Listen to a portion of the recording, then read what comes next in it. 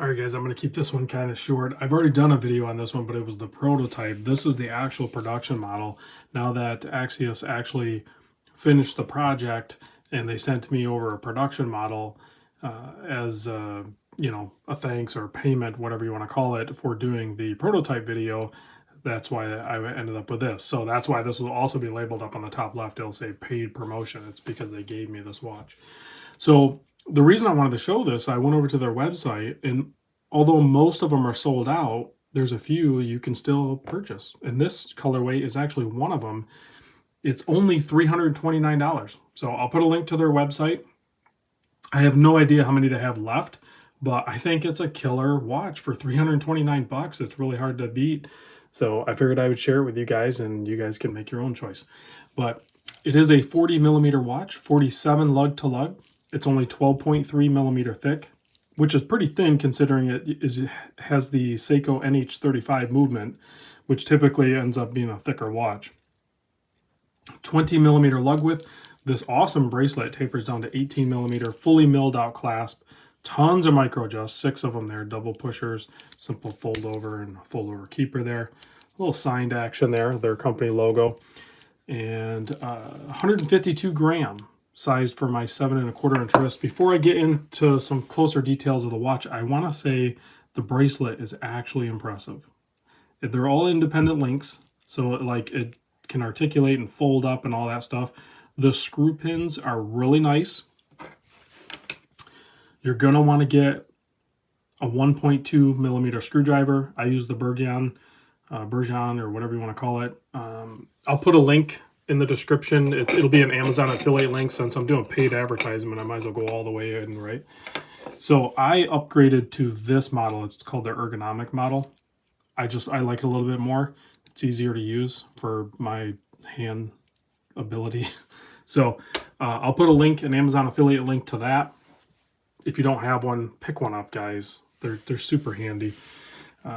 So anyway, bracelet's awesome. Let's zoom in on the watch, and I'll show you some finer details. See how close I can get here without getting too crazy. So this one has like that anthracite or slate gray, and then it has kind of like a putty color or off-white color for the lume. The lume on this is actually C3X1, and it is very potent. It is very bright green and long-lasting. There is, because like I said, it has the NH movement, there is a ghost date position. What I mean by that is, so like when you unscrew the crown, which this has 200 meter water resistance, you have a nice pop to it. The first position, there would typically be a date there. The date's been removed. Like, I don't feel the gear or the date change or anything like that, but it doesn't hack the movement. You have one more position to go, and then you can hack the movement and set the time. So you go ahead and set like that. Push this guy in. Screw the crown back down, keep your water resistance rating. But if you look at it, I mean, it's just a beautiful, well-done watch. You have all applied numbers, the Arabics, the indices, and you have a railroad track going around the outside there. The only printing on the dials, that Pathfinder, 200 meter, 660 feet. And then, of course, you have their Axios logo up there. Just a clean, well-done watch. Kind of pilot style-ish, field, like a crossover type thing. But look at the finishing on this. It is very well done. Nice brushing, nice polished relief. I mean, high polished relief. You have a cool case back there with some details.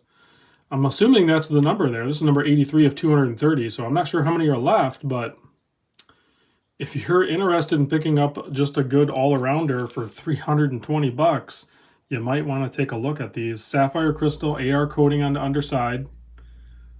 Just a good, clean, all-around watch. I think I can, what are we doing here? Zoom back out. I'm still learning this app. I'm using this new app for recording, so hopefully it's working out good. I feel like the color tones are more true by using this recorder, and the sound doesn't dip when I do the zooming in. So still learning here, guys. I'm still open for any sort of constructive criticism. I want to use this new phone, you know, to record, because I'm getting good 4K video, I think, versus the older 1080 that I was getting with the older phone. And I can do a side-by-side comparison if that'll help, if you guys want to check that out. But this thing is legit comfortable. I took 2 links out of each side, and then you still have some micro adjust for my 7 1/4, and it seems to work pretty good. I have 0 problems with this. So let's kill the lights and check the loom on this guy. I think we talked long enough.